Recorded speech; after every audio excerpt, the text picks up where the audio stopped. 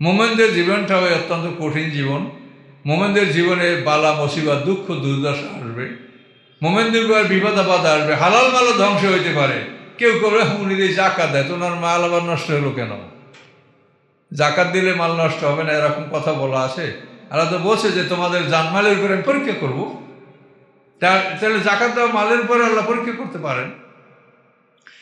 অমাক্তা তালাফতুম ফিহে মিন শাইইন ফাহুকমু ইলাল্লাহ, যে সমস্ত বিষয় নিয়ে তোমরা মতভেদ করো তার হুকুম, তার সঠিক আদেশ হলো আল্লাহর কাছে।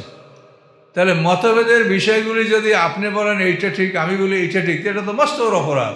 আল্লাহ বলছেন তোমরা যে বিষয়গুলি মতভেদ করো তার হুকুম, তার ফয়সালা হলো আল্লাহর কাছে।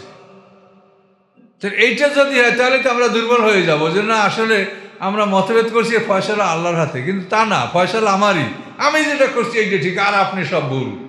এই নিয়েই তো সমাজে এই দ্বন্দ্বটা, কেউ তো নমনীয় হচ্ছে না। তাহলে আল্লাহ বলছেন বিষয়টা আমার হাতে, আর আপনি বলেন যে এটা আপনারই হাতে, আপনি বলে দিলেন যে এইটা ঠিক আর সব বাতিল। কাজে এই ধরনের অবস্থা এটা আল্লাহ বিচার করবে। দেখেন, এটা আমি বলছি না, আল্লাহ কোরআন দেখেন, যে বিষয় নিয়ে তোমরা মতভেদ করো তার হুকুম ফয়সালা এটা হলো আল্লাহর কাছে। আল্লাহ বলবেন যে এইটা ঠিক, এটা ভুল, বা এইটা তুমি কম নাম্বার পাবে, এইটাও বেশি নাম্বার পাবে, এটা আল্লাহ বলবে। এটা আপনি বলতে পারেন না। আপনি এতটাই বলতে পারেন যে আমার জ্ঞানের অনুসন্ধানে আমি এটা বুঝেছি, এখন আপনি ভেবে দেখতে পারেন, এটা আপনি বলতে পারেন। জালিকুমুল্ল রব্বি, আল্লাহ বলেন এই যে যার কথা এতক্ষণ বলা হলো, আল্লাহ রসুল বলছেন এই তোমাদের আল্লাহ, অর্থাৎ আমাদের সবাই এই রব। যারা তার ইবাদত করে তাদেরও রব, আর ইবাদত যারা করে না তাদেরও রব। কাফেরদেরকে খাওয়াই কেটে আল্লাহ না আর কেউ, তাদের ধন সম্পদ আল্লাহ দেয় না অন্য কেউ। এই জন্য বলছে এই হলো তোমাদের রব, ও রব্বি, আর আমার রব। মোহাম্মদ সাল্লাল্লাহু আলাইহি ওয়াসাল্লাম, এই হলো তোমাদের রব, আমাদের রব। আলাইহি তাওয়াক্কালতু ওয়া ইলাইহি উনীব, আমি এই রবের উপরে তাওয়াক্কুল করেছি, নির্ভর করেছি, আমার রিলায়েন্স, আমার নির্ভরশীলতাই আল্লাহর উপরে, এবং এই আল্লাহর প্রতি আমি মনোনিবেশিত হয়েছি, আত্মনিয়োগ করেছি, তার দিকে আমি অগ্রসর হচ্ছি। এবং এই আল্লাহকে ফাতিরিস সামাওয়াতি ওয়াল আরদ, যিনি আকাশ পৃথিবীর আদি স্রষ্টা। খালাকাস সামাওয়াতি ওয়াল আরদ হলো দ্বিতীয়বার সৃষ্টি, আর ফাতিরিস সামাওয়াতি হলো আদি স্রষ্টা, মানে একেবারে প্রথমবার সৃষ্টি। এই পৃথিবীর প্রথম সৃষ্টি হচ্ছে পানির একটা ফেনা, আর আকাশের প্রথম সৃষ্টি হচ্ছে ধূম্রকুণ্ডলী, নেবুলা, গ্যাসীয় পদার্থ। ওর পরে ওটাকে সপ্ত আকাশ, সাবাং সিদাদা, 7টা কঠিন আকাশে পরিণত করা হয়েছে। এই জন্য ওটা হচ্ছে খালক। আর এই যে প্রথম সৃষ্টি করা হয়েছে এটা হচ্ছে ফাতির। আল্লাহ বলছেন ফাতিরিস সামাওয়াতি ওয়াল আরদ, তিনি আকাশ পৃথিবীর আদি স্রষ্টা। জাআলা লাকুম মিন আনফুসিকুম আজওয়াজা, আল্লাহ তাআলা তোমাদের জন্য তোমাদের দেহ থেকে তোমাদের জোড়া সৃষ্টি করেছেন।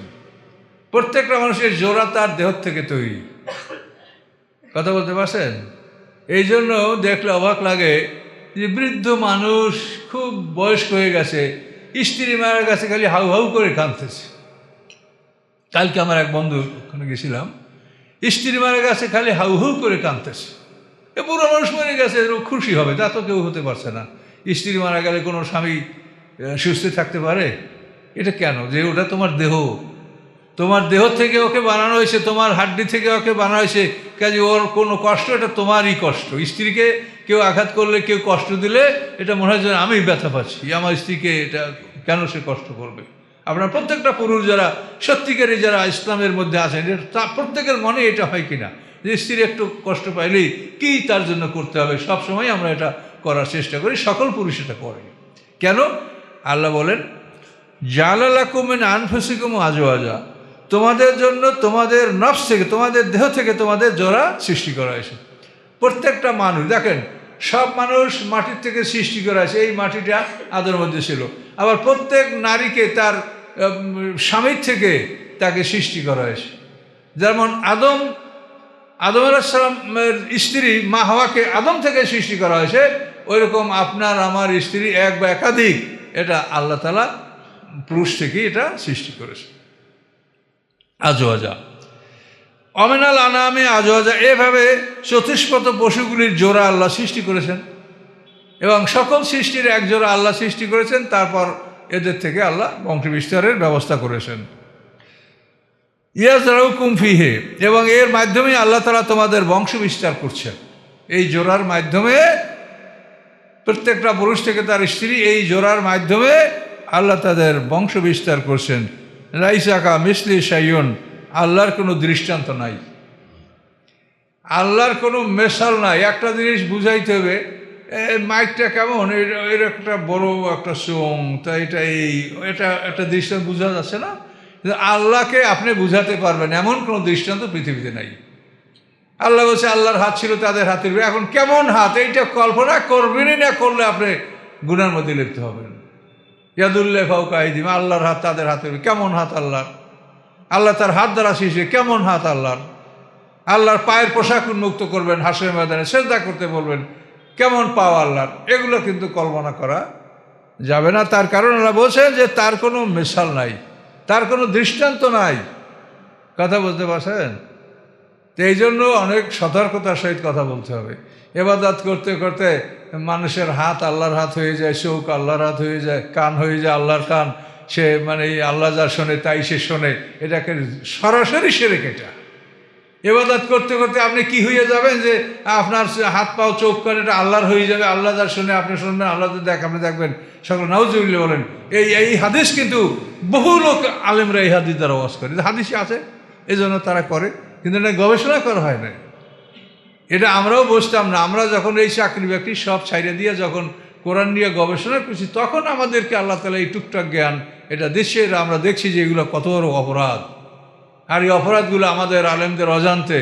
আর আমরা এটা মানে আমি তাদের দোষ দিই না, হলো কি মুসলমানের সরল, এরা যখন শোনে রাসূলের হাদিস তখন ভয় পেয়ে যায়, আল্লাহ রাসূল বলছে তাহলে তো এটা মানতে হবে। কিন্তু রাসূল বলে না, এটাতে তোমার শত্রুরা ঢুকাই দিছে, এটা কিন্তু আলেমরা চিন্তা করতে পারছে না, যার জন্য এই অবস্থাটা হচ্ছে।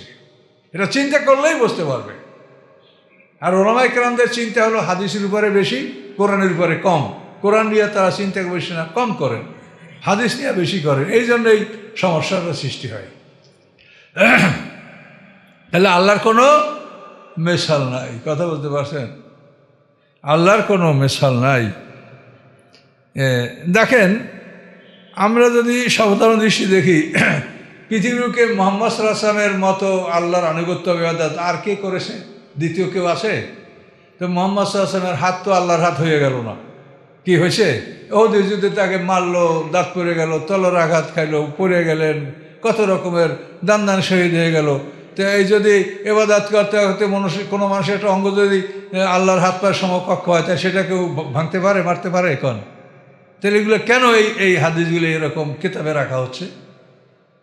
এগুলির থেকে তো শিরক বিস্তার লাভ করছে। আল্লাহর কোনো মেশাল নাই। আওয়াজ সামিউল বাসির, তিনি সব কিছু শোনেন, সব কিছু দেখেন।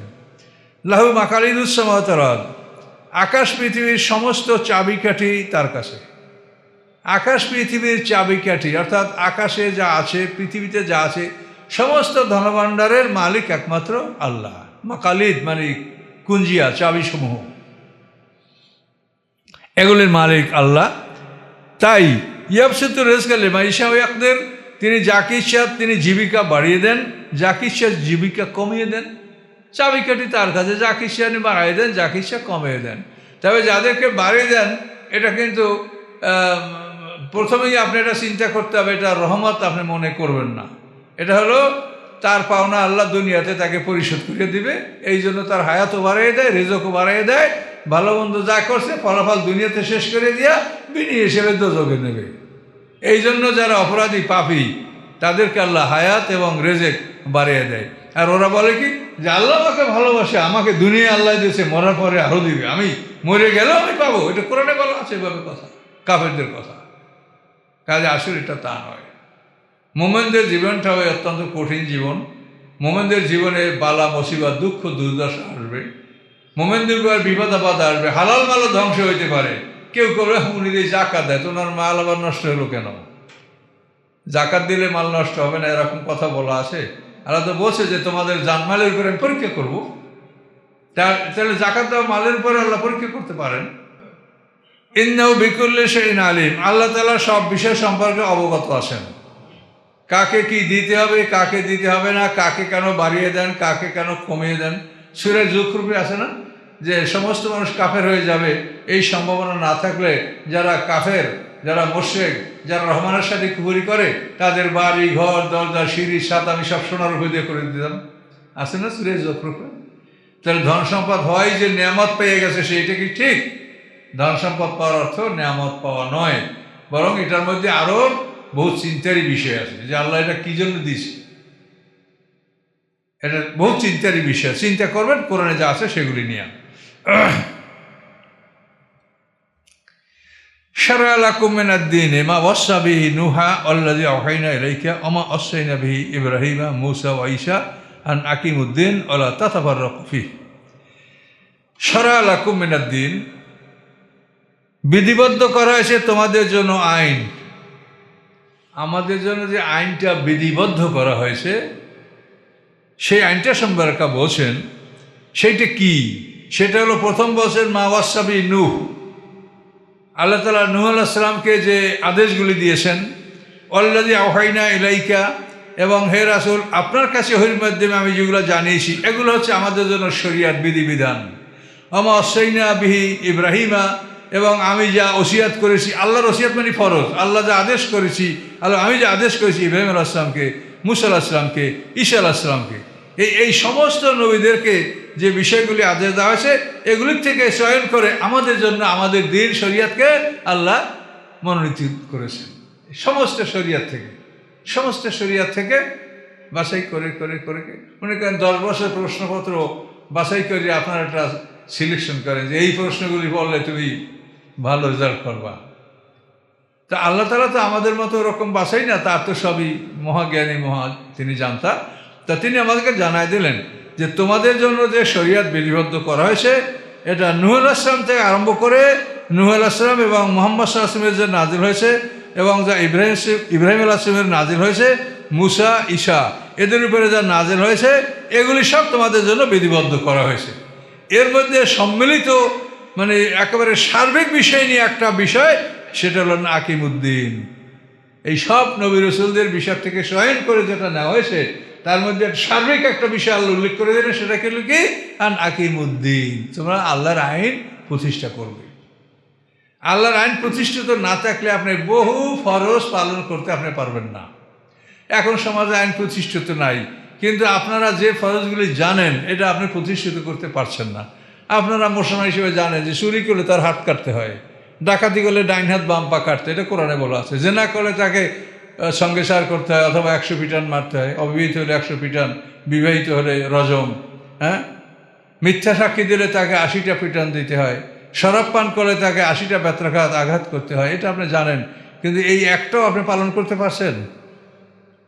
এই একটা বিধানও কি আপনি পালন করতে পারছেন? আমরা কেউ পালন করতে পারছি? কিন্তু এটার কোনো চিন্তা নাই। চিন্তা হলো আপনি নামাজের ঘরে মোনাজাত করলে এটা বেদাত, এই ওনারা খুঁজে পাইছে। কথা বলতে পারছেন? ওরা এইটা খুঁজে পাইছে, এই বেদাত, খবরদার। কি এই যে মানে কি বলবো যে আমি এর ভাষা খুঁজে পাই না। আর কাউকে খারাপ বলার অনুমতিও নাই যে আমি কাউকে খারাপ বলবো।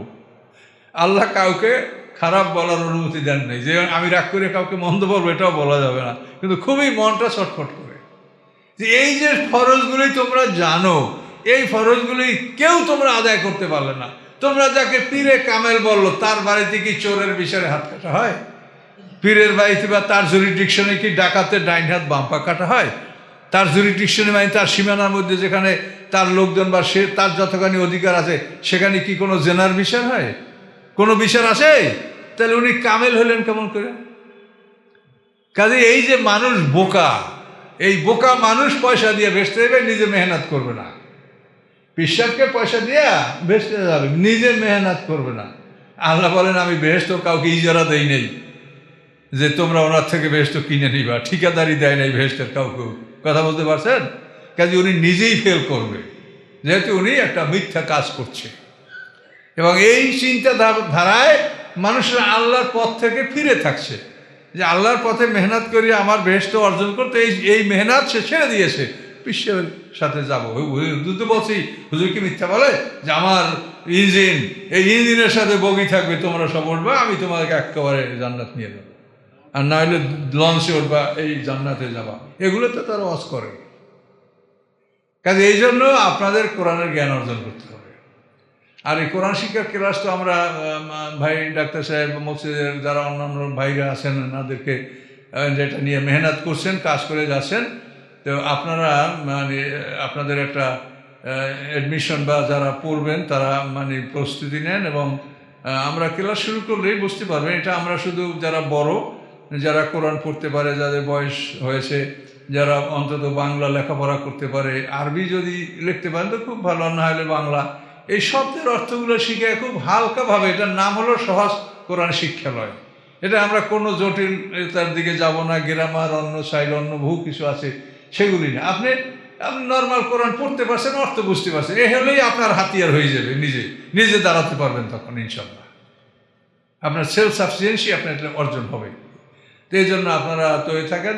তো এখন তো আমাদের খুব জরুরি কাজ, আজকে আমার রাশিয়া আসার কথা ছিল না, আমার ছিল রাতে আমি সৈয়দপুরে ঢাকা যাব, কিন্তু ওই ড্রাইভার এবং অন্য বিভিন্ন দিক চিন্তা করে ঢাকা আমি না যাই, আর রাজশাহী চলে আসি রাতে, ফজরের সময় ফজর পড়ছি বাসায়, এবং এই জুমাপুরেই আমার জামালপুর যাইতে হবে, সেখানে প্রোগ্রাম আছে, ওই দিক থেকে যাব সহজে, কিন্তু সেটা না গিয়ে আল্লাহ তাআলা আপনাদের সামনে হাজির করছে। সবাইকে বলতে পারিনি যে আমি রাজশাহী আসবো, কালকে রাত্রে অনেকে প্রশ্ন করছেন, তাদেরকে বলছি যে আসা হবে না, কিন্তু আল্লাহর মর্জি, আল্লাহ ঘুরে নিয়ে আসছে। তো এই কথাটা একটু বোঝেন যে আল্লাহ তাআলা নূহ আলাইহিস সালাম, ইব্রাহিম আলাইহিস সালাম, মুসা আলাইহিস সালাম, ঈসা আলাইহিস সালাম, মুহাম্মদ সাল্লাল্লাহু আলাইহি ওয়াসাল্লাম, এই সবাই নাম নিয়ে বলছে এই সবাইয়ের কাছে যে বিধান দান করা হয়েছিল এর থেকেই তোমাদের বিধানটা চয়ন করা হয়েছে, এর বাইরে থেকে না, এর মধ্য থেকেই তোমাদের বিধানটাকে চয়ন করা হয়েছে, বাছাই করে নেওয়া হয়েছে, বিধিবদ্ধ করা হয়েছে। এবং তার মধ্যে সার্বিক একটা কথা আল্লাহ বললেন, সেটা হলো আন আকিমুদ্দিন ওয়ালা তাতাফাররাকু ফীহ, তোমরা সবাই মিলে আল্লাহর দিন প্রতিষ্ঠা করো, এ ব্যাপারে তোমরা মতভেদ করিও না। তোমরা নামাজ একরকম না পড়তে পারো, না পড়ো, বিভিন্ন রকম পড়ো, কিন্তু দিন কায়েমের ব্যাপারে মতভেদ করিও না। তুমি একরকম জামা গায়ে না দাও, নাই দাও, তোমার মতে তুমি দাও, অন্য মতে অন্য জামা পড়ুক, কিন্তু দিন কায়েমের ব্যাপারে তোমরা মতভেদ করো না। আইন প্রতিষ্ঠার ব্যাপারে তোমরা সবাই একমত থাকো, এটা আল্লাহ কোরআনে বলছে। কিন্তু আমরা কি মানছি এটা? তা আমরা কি লেবাস পরিয়েই ভেস্টে চলে যাবো নাকি? আমাদের লেবাসে ভেস্টে নিয়ে যাবে আমাদেরকে, না আল্লাহর আইন মানতে হবে? তা আমরা এই মতভেদের কারণে আজকে আমরা একটা তুচ্ছ জাতি আলেম সমাজ বা মুসলমান সমাজ। কেন? আমাদের মধ্যে কোনো ঐক্য নাই, কোনোভাবেই আমাদের মধ্যে ঐক্য নাই। আপনি যেদিকে তাকাবেন, আলাপ আলোচনা, ইউটিউব, যেখানেই যাবেন দেখবেন আমাদের সবাই আমরা একে অপরকে ঘৃণা করি, একে অপরকে তুচ্ছ করি, একে অপরের সমালোচনা গীবাত করি। কি এটা অদ্ভুত ব্যাপার। আর আল্লাহ কি বললেন? যে তোমাদের শরীয়তটা সকল দিন থেকে বাছাই করে করে তোমাদের জন্য একটা শরীয়ত বিধিবদ্ধ করেন। সেই শরীয়তটা কি? আল কোরআন। এই শরীয়ত আমাদের বিধিবদ্ধ করা হয়েছে, এবং এখানে বলা হয়েছে যে আল্লাহর দিন তোমরা কায়েম করো, এ ব্যাপারে তোমরা মতভেদ করিও না। তোমরা সবাই একমত হতে পারবে না। দেখেন এই যে বাজারে যে মাছ ওঠে, গুছি মাছ, বাইন মাছ, এটা কি সবাই খায়? অনেকের পরিবারের স্ত্রী আপনাকে এমনও থাকতে পারে যে বাইন মাছ ঘরে উঠলে লাভ দিয়ে ঘরের বাইরে পড়বো, বাপরে এগুলো ভয় পাই যাবে মহিলারা, বাইন মাছ খাবে না, অথচ এটা কিন্তু স্বাদের মাছ। এখন অনেকে এটা ভয় পাবে, কেউ বলবে আমি গরু খাই না, কেউ বলে আমি ছাগল খাই না, কেউ বলে আমি অমুক খাই না। এটা কি সবাই কি একমত হবে? পৃথিবীতে কেন আপনি ধর্ম কেন, ধর্মের বাইরে দেখেন, আপনি একটা ক্লাসের ছাত্র, একটা ক্লাসে 100 ছাত্র, একই শিক্ষক, একই সিলেবাস, একই বই, কিন্তু যখন পরীক্ষা দেয় 100টা ছেলে 100 রকম লেখে। কি লেখে না? তা আপনি কেউ এক করতে পারবেন? তাহলে এই ঐক্য কিন্তু হবে না। কিন্তু ঐক্য না হলেও তারপরেও কিন্তু তারা ক্লাসমেট, ছাত্র ভাই, একে অপরের বন্ধু। এই বন্ধুত্ব কিভাবে তাদের দেখেন, ক্লাসমেট কিন্তু একটা দারুণ বন্ধুত্ব, এটা আপনারা বোঝেন, সবাই তো জীবনে ছাত্র জীবন ছিল।